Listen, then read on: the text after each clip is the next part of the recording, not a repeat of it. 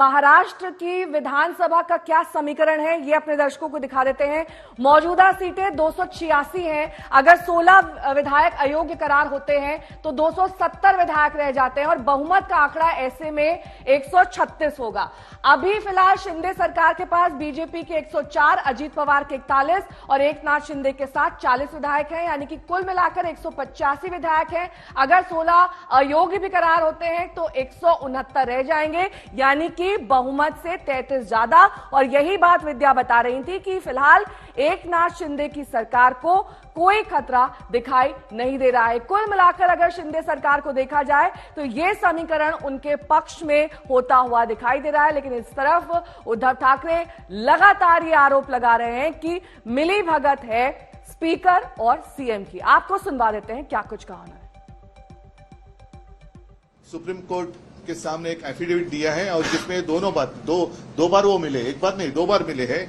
वो उसमें हमने लिखा है कि आप भी उसमें देखो और मैं आपके माध्यम से जो जनता की अदालत है, क्योंकि जनता सर्वश्रेष्ठ होती है और उसीलिए हम लड़ रहे हैं।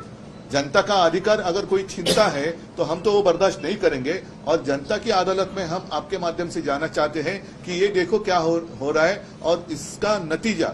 जैसे एक पिछले 2 साल से एक केस चलती आई है, कोई आवश्यकता नहीं थी। जब ऐसे आरोप जिनमें कोई तथ्य नहीं रहता है वो किए जाते हैं तब उसका हेतु एक ही होता है, निर्णय प्रक्रिया पर दबाव डालना। और मैं समझता हूं जो व्यक्ति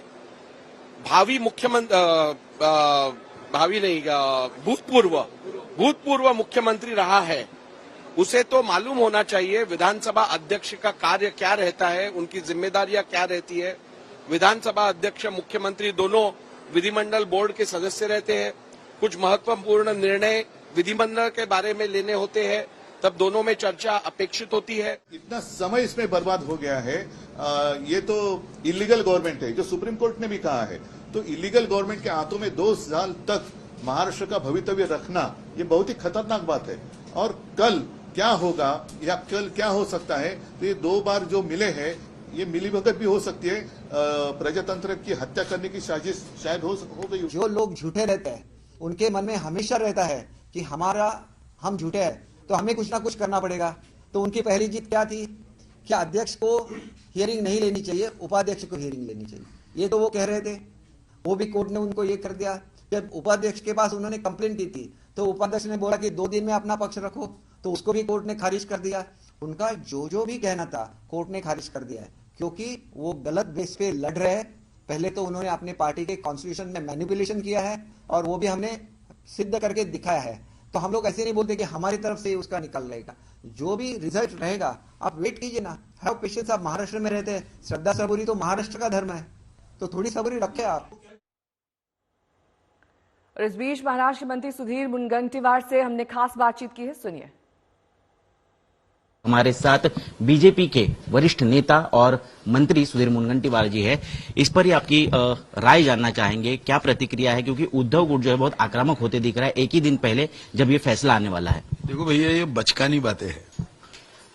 ऐसा है कि विधानसभा अधिवेशन में या विधानसभा अधिवेशन के बाहर भी माननीय मुख्यमंत्री और माननीय अध्यक्ष ये ऐसे 2 प्रमुख पद है कि इनकी मुलाकातें होती रहती है।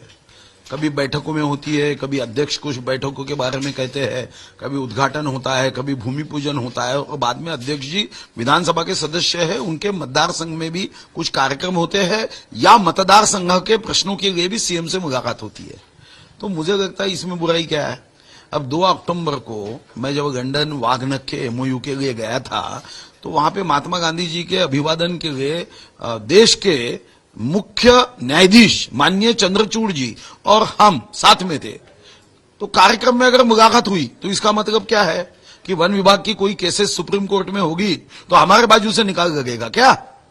अरे मुलाकातें होती है। अब माननीय विश्व गौरव देश नायक नरेंद्र मोदी जी और हमारे शरद पवार साहब आदरणीय नेता है, इनकी भेंट होने के बाद क्या शरद पवार जी भाजपा ज्वाइन करने वाले हैं क्या?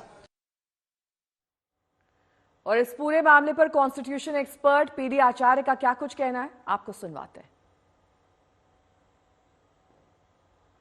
सर, संविधान में क्या व्यवस्था है इसमें जिन लोगों को अगर अयोग्य घोषित किया जाता है तो उनके पास क्या क्या विकल्प रहते हैं या दूसरे पक्ष के पास क्या विकल्प रहते हैं? विकल्प ये है कि वो कोर्ट जा सकते हैं, हाई कोर्ट जा सकते हैं या सुप्रीम कोर्ट जा सकते हैं और वो उसको चैलेंज कर सकते हैं स्पीकर का जो डिसीजन है। जहां तक स्पीकर का डिसीजन है वो तो फाइनल है और स्पीकर के पास कोई रिव्यू का पावर तो है नहीं, तो इसको रिव्यू करते हैं कोर्ट। तो कोर्ट में जाना पड़ेगा इनको, जो भी एग्रीव्ड है, और वही एक रेमेडी है। सर, इसमें क्या 10th शेड्यूल को भी आधार बना सकते हैं? जो अयोग्य घोषित होने वाले लोग हैं, स्पीकर के अधिकार क्षेत्र को चुनौती देते हुए।